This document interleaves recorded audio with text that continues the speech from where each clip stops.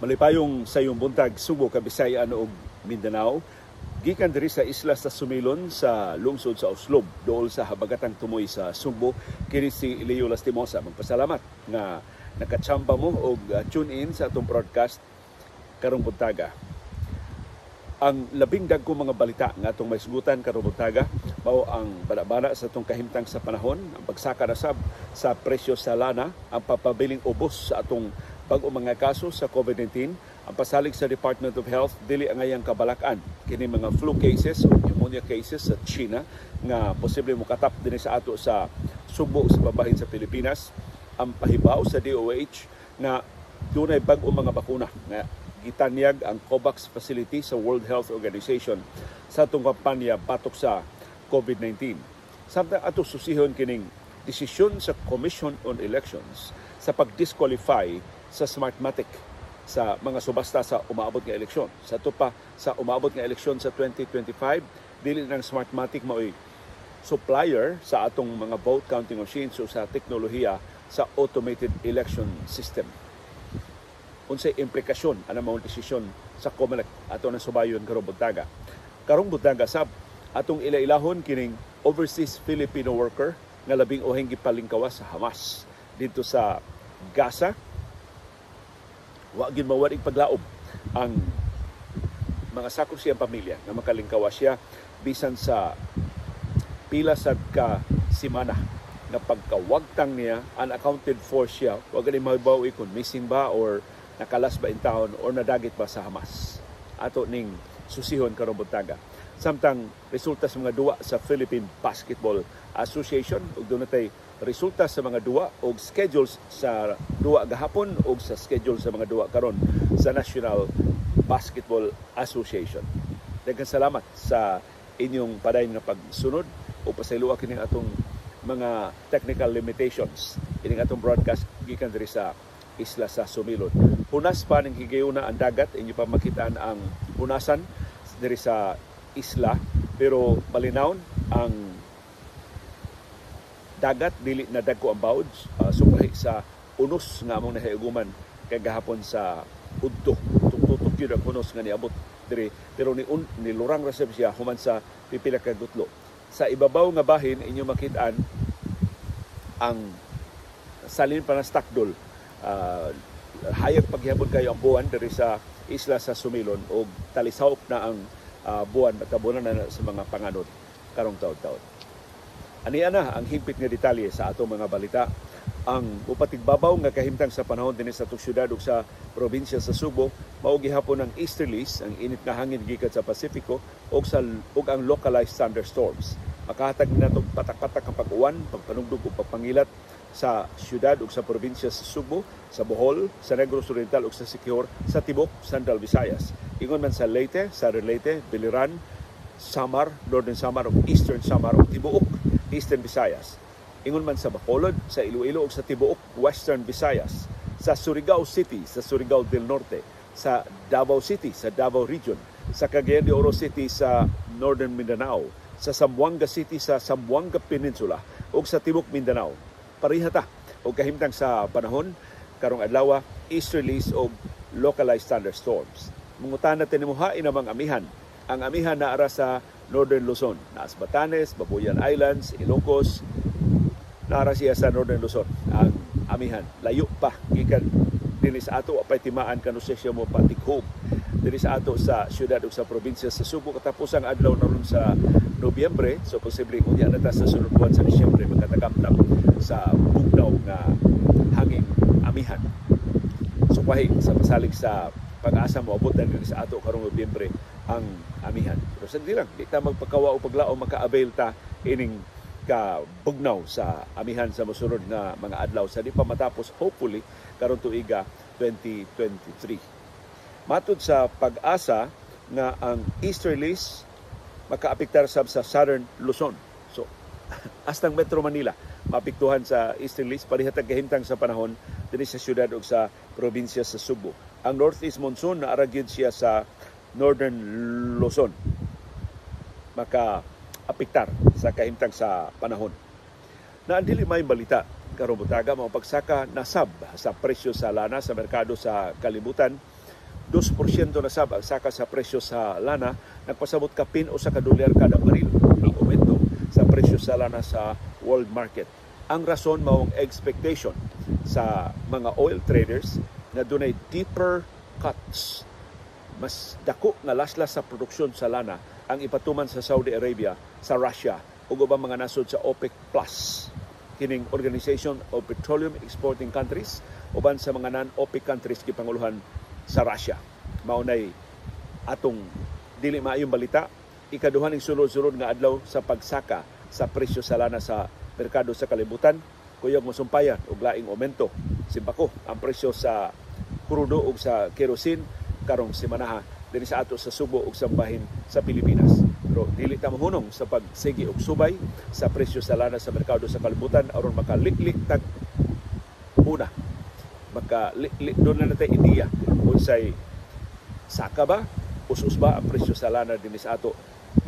Sabutan na sa mga oil companies o sa Department of Energy nga ilang ipatuman kada Martes, kada semana. Doon na din nangutana sa presyo sa liquefied petroleum gas.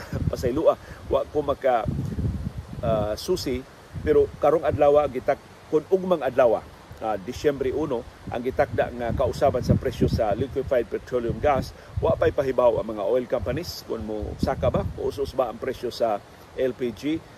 Maybe sometime today, ako makuha maong kasayuran, maybe ako nang isaligit sa itong panahon dayong kilom-kilom, kung makahigayon ta og panahon dayong kilom-kilom karong hapon. Kaya di mo takahibawod sa mga kakulian sa atong availability o sa atong mga kahimanan na technical sa pagpahigayon sa atong programa.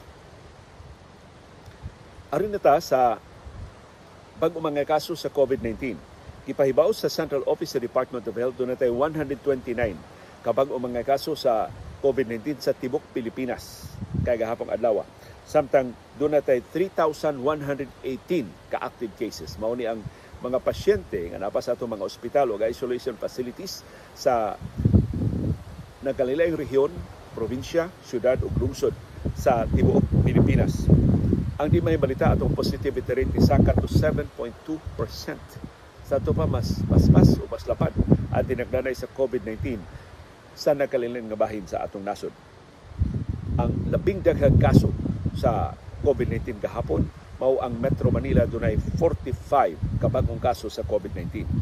Ang maayong balita mao nga nagpabiling ubos, single digit ra atong bag-ong mga kaso sa tibok Central Visayas. Gahapong adlaw dunay tulura kabag-ong kaso sa COVID-19 sa Central Visayas. Ang usa sa Cebu Province, ang usa sa Bohol Province ug usa sab sa Negros Oriental. Sa ito pa, way bag-ong kaso sa Cebu City, way bag-ong kaso sa Lapu-Lapu City, way bag-ong kaso sa Mandawi City, way say bag-ong kaso sa Siquijor. Ang atong active cases din sa Central Visayas, 143 ka mga pasyente ang nahibilin sa itong mga ospital o isolation facilities sa Subo, sa Bohol, sa Negros Oriental o sa Siquijor. Ang labing daghan og active cases din sa rehiyon mao ang Cebu Province, dunay 38, ikaduha ang Cebu City, dunay koreksyon, ang Bohol na mo ikaduha, dunay 36, ikatulo ang Cebu City, dunay 34. Ang ikaupat mao ang Negros Oriental nga dunay 11, nagtabla sila sa Lapu-Lapu City nga dunay say 11 ka active cases. Ang Mandawi City mao ikaunom with 9 active cases sa COVID-19. Ang Siquijor dunay 5 ka active cases sa COVID-19. So, wa pa kita hingpit makalingkawas gikan sa COVID-19. Iagi po yung mga severe cases. In fact, doon na po yung nangamatay sa COVID-19. Kasagaran katuig taong nagpangidaron og 60 pataas o labi na gyud ang mga persons with comorbidities. Doon na yung mga sakitdaan sa nagibati o mga hinungdan na compromise na ang ilang immune system. Wa na taon sila makapanagang sa pagtakboy sa COVID-19. Resulta sa komplikasyon na ICU ang pipila nila, namatay gyud gani ang mga pasyente na labing grabe o komplikasyon sa COVID-19. So di lang yun una tamo kumpiyansa. Di tamo tangtang sa itong face mask sa crowded areas. Di tamo apil sa kinahanglan ng mga tapok-tapok o tabang patlong sa mga kiat-kiat. Mahitungod gihapon sa kahimsog, nipasalig si Health Secretary Ted Herbosa na di angay kabalakan kining pneumonia cases dito sa Beijing o sa mabahin sa amihanang China. Kay matud ni Herbosa, ilang na susi gikan sa World Health Organization ug sa kaugalingong pagpangayo kasayuran sa Epidemiological Bureau sa atong DOH gikan sa ilang counterparts dito sa China nga dili ni bag-ong kagaw ani katap dito sa China. So anang kabalaka nga doon na say baglain nga bersyon sa epidemya sa COVID-19 nga nikatap sa China dili karaan ni mga kagaw ug nagumikan ni sa ilang tingtugnaw kay winter naman ron sa China. O mo ni labing unang winter sa China sa niaging tuto ka tuig nga wa nay COVID-19 restrictions. Kilibkas na sa China ang tanang COVID-19 restrictions, busa wa na face masking, wa na physical distancing, wa na ang mga minimum health protocols karon gi-exercise dito sa China ug mao ni hinungdan nga nagtinakdanay sa flu, ordinaryo ni nga flu, dili ni bag-o nga mga kagaw, dili ni mas mananakod nga mga kagaw, dili ni mas makamatay nga mga kagaw ang naanda ning coronaviruses nga resulta sa influenza o resulta sa pneumonia. Labi na sa mga bata diha sa Beijing o sa ubang bahin sa amihanang China.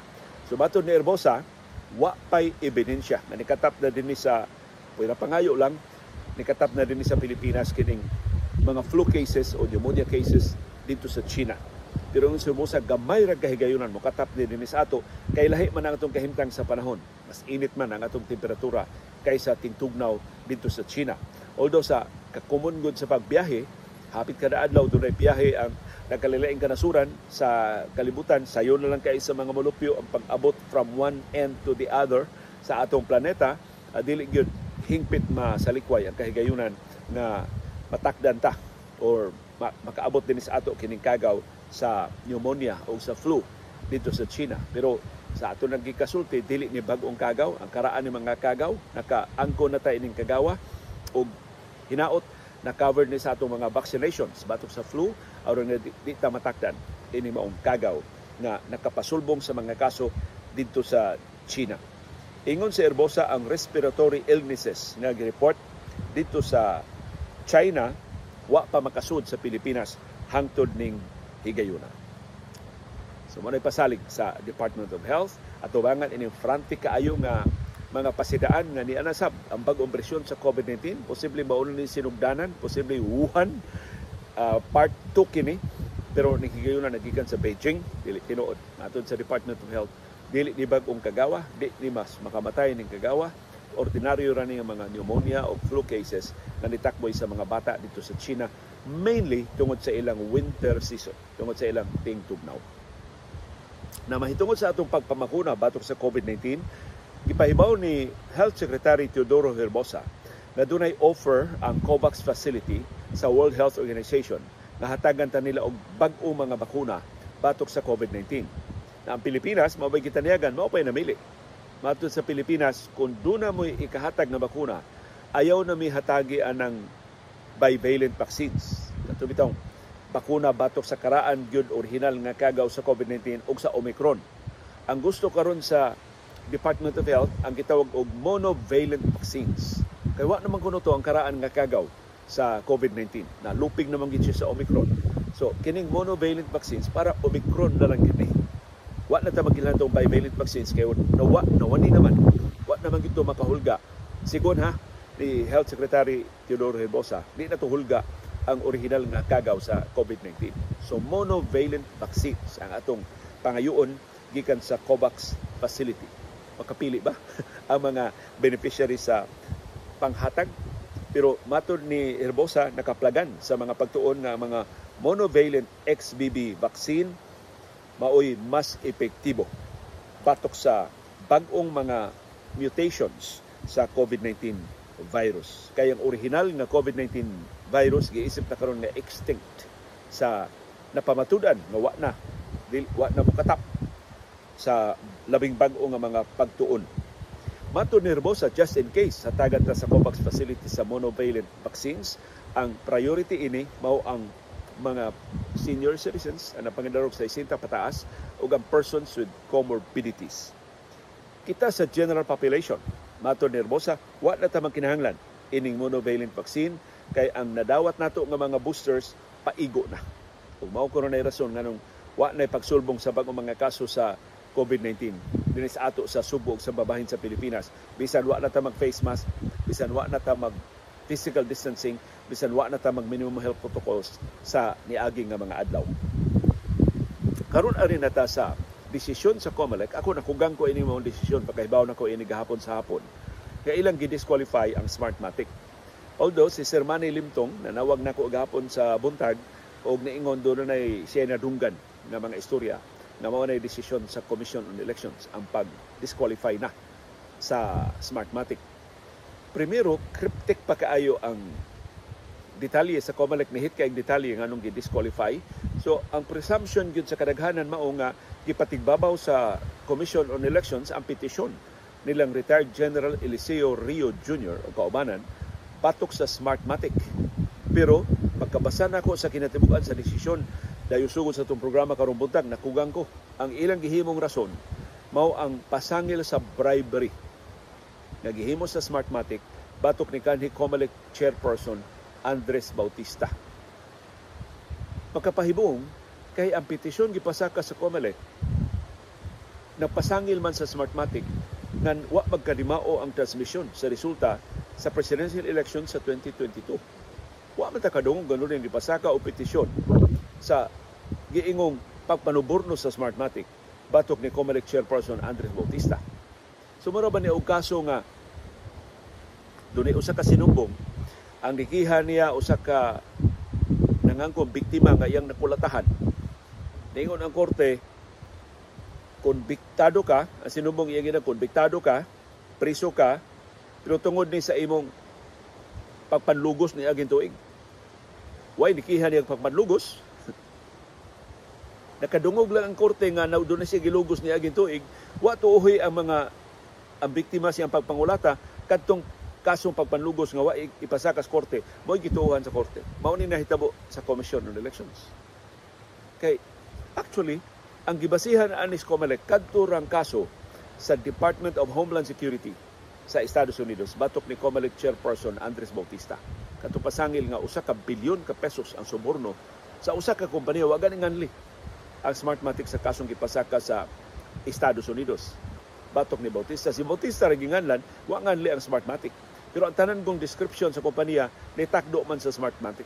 Kaya may laing technology provider sa nangagi mga eleksyon sa Pilipinas sukad 2010, gawas sa Smartmatic. Pila naman ka automated elections na pahigayon din sa ato. 2010, presidential elections. 2013, local ug national elections. 2016, presidential elections. 2019, local ug national elections. 2022 presidential elections. So, lima na ka mga automated elections din sa ato. Why laing nisagol Smartmatic ra? Mo'y atong technology provider. Mo'y tighatag, mo'y tig-supply sa atong mga vote counting machines. So, klaro kayo nga Smartmatic mo'y gipasabot sa Homeland Security. Pero kaso man to sa Homeland Security, wa may formal ni pasaka o petisyon. Kinsa man ni pasaka o petisyon batok ni Bautista o batok sa Smartmatic base ato maong kaso sa Department of Homeland Security.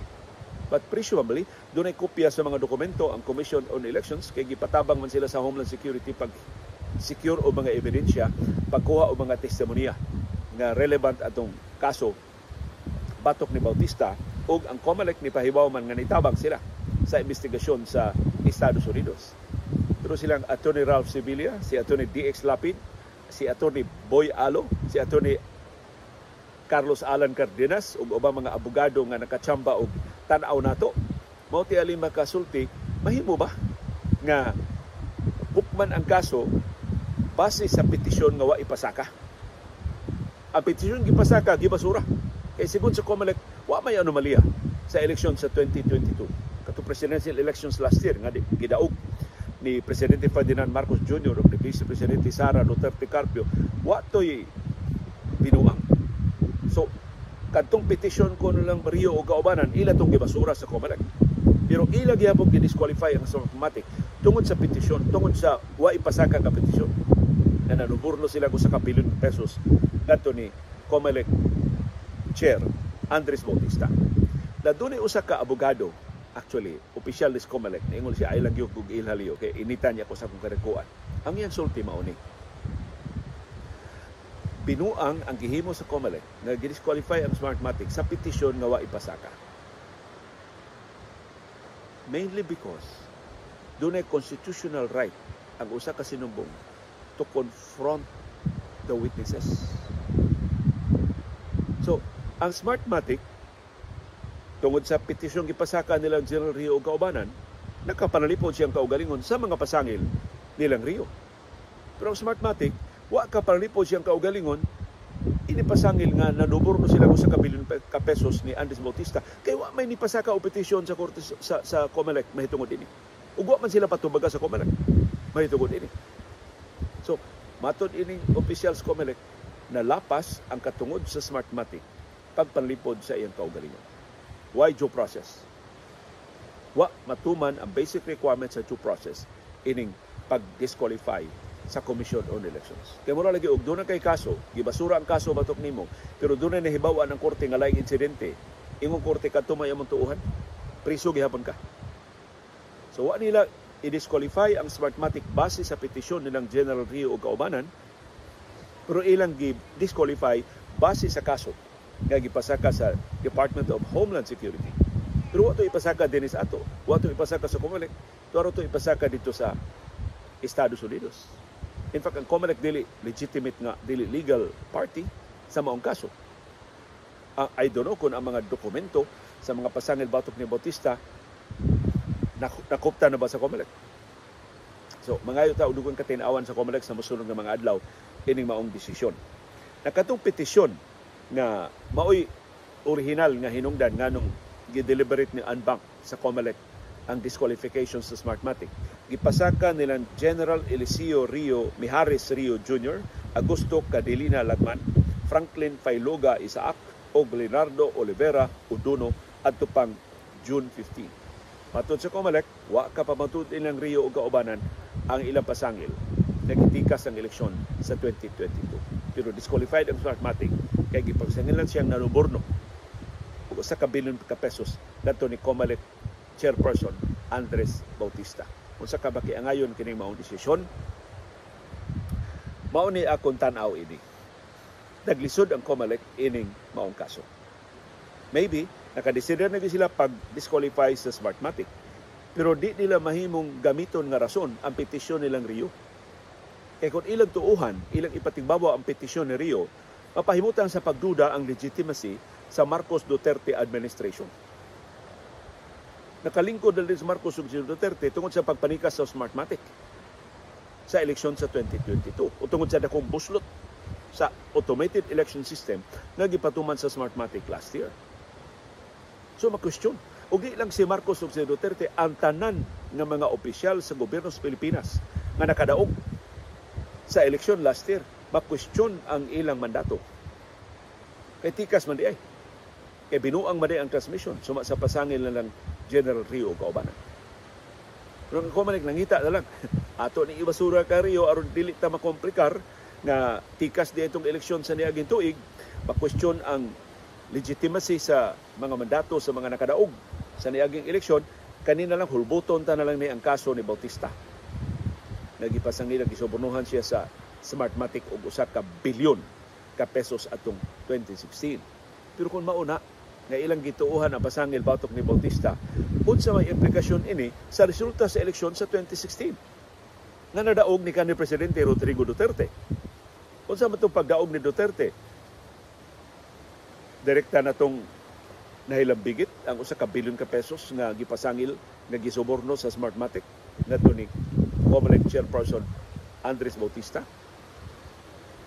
Kay usa ra bas rason sigon sa kasong ipasaka sa Department of Homeland Security, ang Smartmatic papangkaruta na utang kung wa pa nila makuha katong dako kay kontrata sa Commission on Elections in 2016.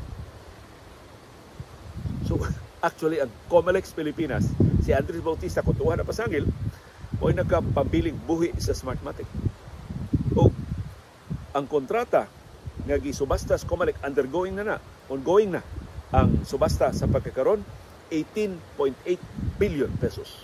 Dako kaya ng kontrataha o maglaway na lang ang Smartmatic kaya di na sila paapilon sa COMELEC sa subasta.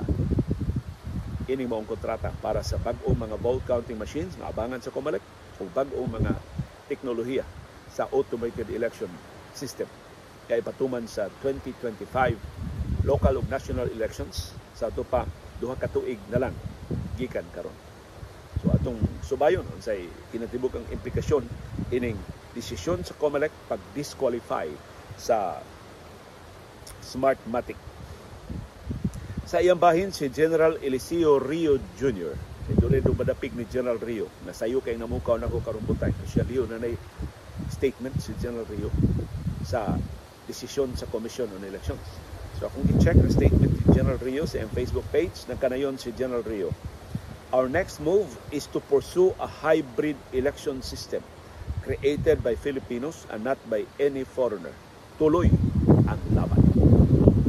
Si Rio, wa na Smartmatic, dili na makapil ang Smartmatic sa eleksyon sa 2025. Maningkamot ang grupo nilang General Rio nga mas tarong nga kompanya ang makahatag o teknolohiya nga hybrid na. Dili na completely automated. Aron nga kadtong ilang gi-question nga discrepancy sa transmission sa resulta gikan sa mga vote counting machines. Niagi pa o mga private IP address o ubang mga wa kinahanglan nga mga ruta, ma-address to pinag sa hybrid. Pero sa samagigyo naningil sa Rio gikan sa Commission on Elections, hain naman ang inyong gipasalig nga magpahigayon o recount, manual recount sa mga presinto nga pilion nilang Rio o kaubanan. Ingon ang General Rio, hantod karon wa may lagda. Ug labos tanan, hangtod karon wa may mandato gikan sa COMELEC and Bank. Kay sultir man to ni Chairman George Garcia. Mr. Garcia, dili man na ang COMELEC. Ang COMELEC and Bank naman, mo'y makabayin sa COMELEC sa bisan unsang ipahigayon nga manual recount sa eleksyon sa niaging tuig sa 2022. Pero matod ni Rio, andam na ang iyang grupo pagpili og mga presinto sa nakalaing rehiyon sa Pilipinas na imano-mano og recount, gastuso ni dako ni gastuhan, pero ni pasalig ang COMELEC nga abagahon kini maong gastuhan. Ug ingon sa Rio, napaabot na sila sa detalye unsaon ni sa pagpatuman ug sa authorization gikan sa COMELEC and Bank. Naarira tas budget kay giaprobahan naman sa Senado ang ilang bersyon pagkapakugang ni kasayuran gikan ni Senate Minority Leader Coco Pimentel. Giaprobahan ang 2024 budget. Wa gibisag usa ka dako nga gikuha sa dako kaayo nga Confidential ug Intelligence Fund o CIF ni Presidente Ferdinand Marcos Jr. Gipapas ang Confidential Fund ni Vice Presidente ug Education Secretary Sara Duterte Carpio, pero ang mas dako nga 4.5 billion pesos nga Confidential ug Intelligence Fund sa Office of the President wa tanduga sa Senado. Pero dunay dakong bintaha. Wa matandog ang dako kayong CIF ni Marcos, pero dunay pagdili. Di na mahimong ipalhin ang kwartas gobyerno para confidential fund sa bisan unsang ahensya nga wa budgete sa Kongreso. So nainsulto gyud ang Kongreso atong gihimo ni Presidente Ferdinand Marcos Jr. Siya nagbuot-buot og hatag og confidential funds sa Office of the Vice President in December 2022. Bisan kung way budget item para sa confidential funds sa Office of the Vice President sa niaging tuig. Kay si kanhi Vice Presidente Leni Robredo pa man, may nag-umol sa mga budget nga si Robredo, wa man mangayo, wa sa matagi, o bisan usa ka dako na confidential funds sa tibuok unom ka tuig niya nga termino. Isip Vice Presidente. Sa 10.7 billion pesos nga budget para sa Office of the President sa sunod tuig, 2.25 billion pesos ang gigahin para confidential expenses, 2.3 billion pesos ang gigahin para intelligence expenses. Pindakuha sa gahin para sa maway resibuhay sa administrasyon sa opisina ni Presidente Ferdinand Marcos Jr. Pero napasar gyud ang special provision sa General Appropriations Bill sa Senate version na nagdili sa paggamit sa contingency funds aron sa pagpalambong sa confidential funds sa usa ka civilian agency. Kini mao provision giduso ni Senate Deputy Minority Leader Risa Hontiveros o giaprobahan sa mga senador. So muna nagkangilngi ganing Hontiveros. Dili ni tanan iya expose, pero kanang trabaho nga magpasukip o mga probisyon aron pagsiguro nga dili mawari-wari ang kwarta sa katawhang Pilipino. Diligent sa ato pagkugihan si Senador Hontiveros ug malampuson siya nga nakapalusot ini diha sa Senate version. Hinaot sa gupo ni sa Bicameral Conference Committee. Sa gupo ni sa House of Representatives. Aron wa na gyud matik-matik sa ato mga budget nga ibalhin-balhin lang kung nagkalilain ng mga ahensya. Ari na ta sa development sa mga resolution sa House of Representatives sa International Criminal Court ICC.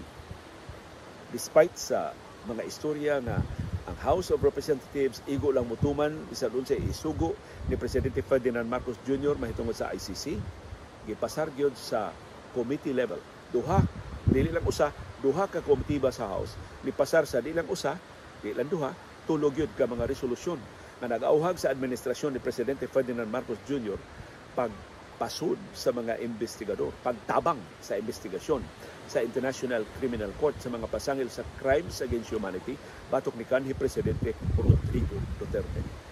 As kang hingiga ini maong development. So, kadtong nagtuo nga mapadlong ni Marcos ang mga kongresista or si Marcos wag gituyo sa pagpasud sa ICC dinis ato, magduda na posible maugid actually ni ang game plan sa Malacañang. Maugid ni ang game plan sa administrasyon. If only to neutralize the former President Rodrigo Duterte o siya maldita sa di kayong anak na si Vice Presidente o Education Secretary Sara Duterte Carpio. Aron pag siguro mahipo sila o si Martin Romualdez Musotoy sa iyang kandidatura sa pagka-presidente sa 2028. Kada kunwa na ilaing makababag sa pag-perpetuate sa mga Marcos o sa mga Romualdez sa ilang kaugalingon sa gahom. Hopefully, ang katawang Pilipino dili mosugot ana. Kay pastilan, another 6 years, ini pamilya lang. Ang House Committee on Justice o ang House Committee on Human Rights, unanimous. Way bisan usa ka kongresista nga nisubak sa pagpasar sa tuto ka resolusyon nga niauhag sa administrasyong Marcos pag-cooperate sa International Criminal Court ICC investigation sa war on drugs ni kanhi Presidente Rodrigo Duterte.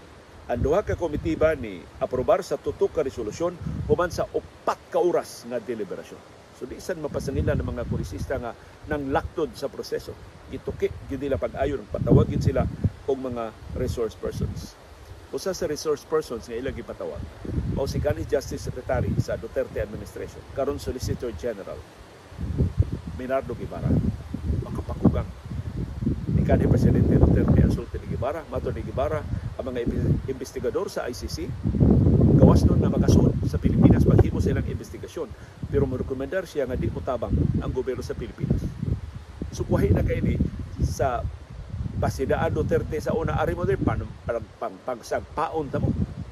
Sa pasidaan ni Enrile, ari mo din pang prisuhon ta mo.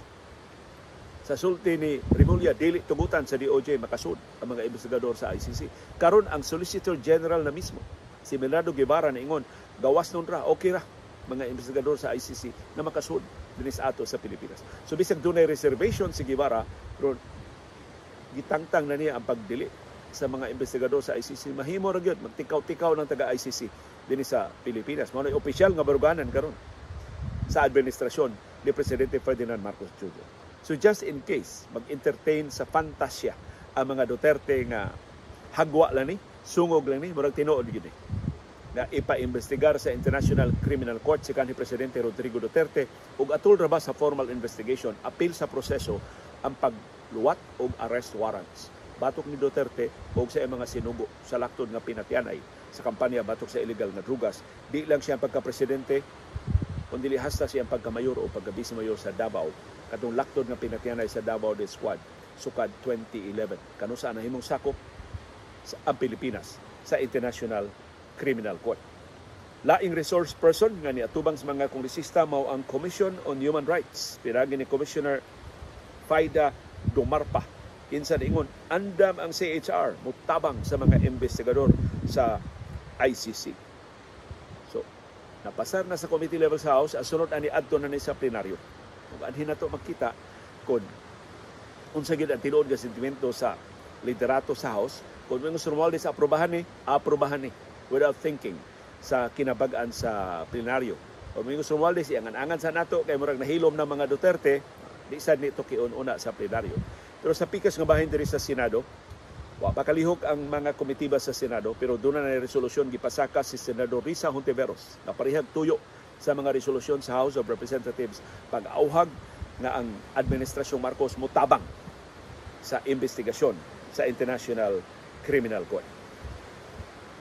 Sunod na itong hisgutan mao ang kaso ni kanhi Kongresista Arnolfo Teves Jr. sa Negros Oriental. Gibasahan na sa ilang mga kasong pagpatay o pagsuway pagpatay ang mga sinumbong sa massacre sa Pamplona sa Negros Oriental atong Marso 4 karong tuiga. Usas na patay mao gyud ang gobernador sa Negros Oriental na si Roel Digamo. Ang arraignment gipahigayon para sa mga sinumbong sa pagpatay ni Digamo ni plead not guilty ang mga sinumbong. Ang gi-arraign mao silang mga sinumbong nga silang Rogelio Antipolo Jr., Romel Pataguan, Winrich Isturiz, John Louis Gunion, Daniel Lora, Eulogio Gunion Jr., Joric Labrador, Joven Javier, Benji Rodriguez, Osmundo Rivero o Nigel Electona. Ni-plead sila not guilty sa mga kasong murder, frustrated murder o attempted murder. Na si kanhi Kongresista Teves wa maapil sa arraignment kay wa pa man siya dinhi sa Pilipinas. Gikataw nga tuwa man siya magtago-tago sa Timor-Leste hangtod ning higayuna. Katong piloto sa chopper sa mga Teves, si Captain Lloyd Garcia, wa sa ma-arraign kagahapon kay doon na pa siya pending a petition for review sa Department of Justice. Ang prosekusyon ni pasaka sa gahapon og formal nga petisyon pagkanselar sa pasaporte ni Teves o ni Garcia. Si Teves aron mapugo siya pauli, si Garcia aron di siya makalarga, makasibat gawas sa Pilipinas. Ang sunod nga hearing sa kaso gitakda o diya sa Enero 31 karong tuiga. Ari na tayo ni makalipay nga balita kadtong Pinay-Pilipina nga bihag sa Hamas. Wa gyud mahibaw nga nabihag day siya, na missing lang siya. Wa siya ikita human sa pagpangatake sa Southern Israel atong October 7, pat niaging adlaw ditumaw na siya mo ikaduhang Pilipino nga gipalingkawas sa Hamas gikan sa captivity. Ug perting pasalamat sa mga paryente ni Noreline Natalie Barbadilla sa dihang nakalingkawas na siya gikan sa Hamas. Giisip nila nga tamis nga gasa sa Pasko kining paglingkawas ni Babadilla, Noreline Natalie Babadilla. Si Babadilla apil sa 81 ka mga hostages sa Hamas nga gipalingkawas na sa extended nga ceasefire tali sa Israel o sa mga terorista nga Hamas. Ang iyang bana si Mario Babadilla niingon wa gyud siya mawad ipaglaom nga makalingkawas ang iyang asawa gikan sa pagkatanggong sa Hamas.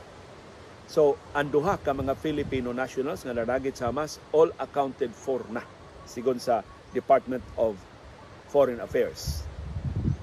Matod sa Israel, padayon silang mga liya, padayon silang maningkamot aron makalingkawas ang dugang 150 pa ka mga bihag sa Hamas.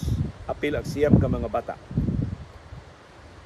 Si Babadilla, kining OFW nga nakalingkawas karong bag-o, nagtrabaho sa Israel sud na sa 30 ka tuig. Dugaya na ni Babadilla diha sa Israel. Nibisita de dual citizen na ni siya. Ang iyang passport, Filipino citizenship o Israeli citizenship. Niduaw siya sa iyang mga higala diha sa Kibbutz Nirim atol sa pag-atake sa Hamas. Naatlan ni siya pag-atake sa Hamas. Kuyog niya ang iyang kauban nga si Gideon Babani, kinsa napatay sa Hamas atol sa pagpangatake. May na lang si Babadilla wa patya gitanggong ra sa Hamas ug karon nakalingkawas na. Diabot og 53 ka adlaw ang pagkatanggong ni Babadilla sa Hamas, wa pa siya i-release. Sa iyang bahin katong unang Pilipinong gi-release nga si Jimmy Pacheco, gibuyag sa mga sakop sa media ni perti man nung dauta. Sa imong literato dako man ka, karon nakalingkawas ka perti man nimo dauta. Sus, di ko opisyal si Pacheco ni hit kay pagkaon ng Hamas. Limitado ka ilang pagkaon atol sa ilang pagkapriso. Pero wa nila baliha, is nakalingkawas na sila gikan sa captivity gikan sila pagkatanggong sa Hamas, pero kaluoy sila hibilin pa mga biktima sa Hamas. So inaot makalingkawas ang kapin pa 150 ka mga bihag na nahibilin sa pagtanggong sa Hamas diha sa Gaza. Sa Philippine Basketball Association, si Marcio Lassiter, mo inahimo bayani sa kadaugan sa San Miguel Beer, 115-110 batok sa Rain or Shine. Mao ni ikatuto nga sulod-sulod nga daog sa Beermen sa 2023 PBA Commissioners Cup sa Smart Araneta Coliseum. Si Lassiter dunay 23 points gikan sa bench, uban ang 2 ka assists ug 2 ka rebounds ug 1 ka steal. Ang ilang import sa San Miguel Beer nga si Ivan Aska mao hinango sa ilang ofensa with double-double, 28 points ug 12 rebounds. Uban ang 4 ka assists ug 2 ka blocks. So San Miguel karon dunay 3 ka daog batok 1 ka pildi. Kini usa ka pildi sa una gid nilang duwa sa PBA Commissioners Cup karong tuiga. Ang Elasto Painters na hagbong sa ika-5 na sunod-sunod ng pildi. Wa pay daog ang Rain or Shine hangtod ning higayuna bisan sa ngilngig kay produksyon ni Jayan Manuyak nga dunay 33 points ug ana 2 ka rebounds, 4 ka assists ug 2 ka steals.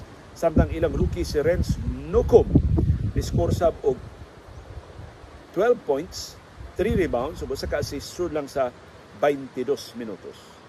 Kumusta atong subo ng higante nga si John Mapahardo?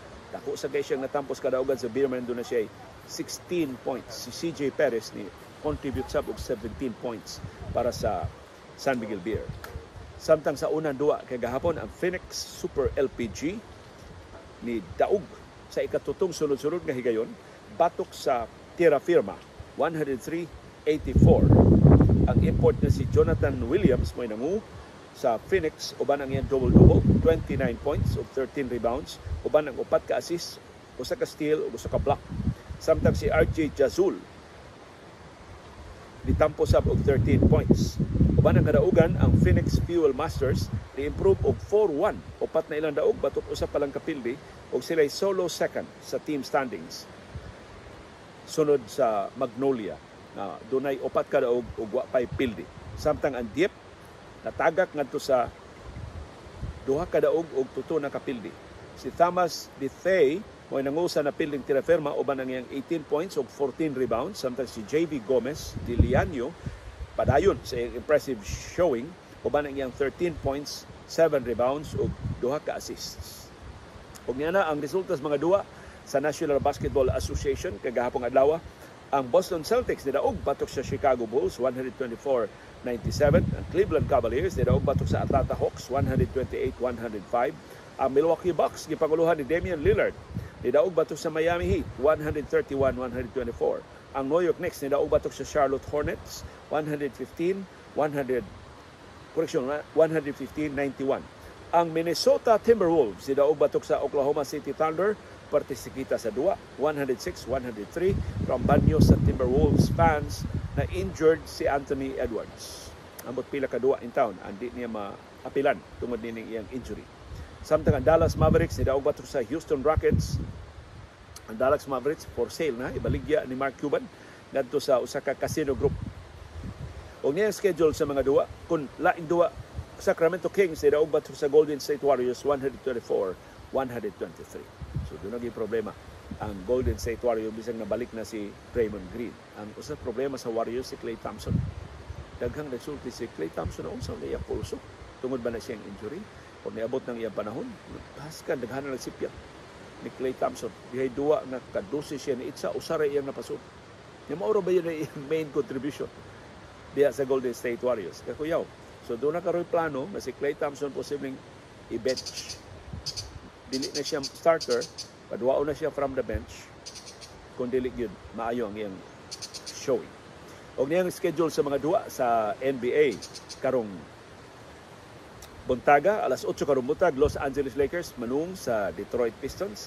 Alas 8 karong buntag, Washington Wizards manung sa Orlando Magic, tuwa sila sa Florida. Alas 8:30 karong buntag, ang Phoenix Suns manung sa Toronto Raptors, tuwa sa Canada. Alas 9 karong buntag, Philadelphia 76ers manung sa New Orleans Pelicans. Alas 9 karong buntag, Utah Jazz manung sa Memphis Grizzlies.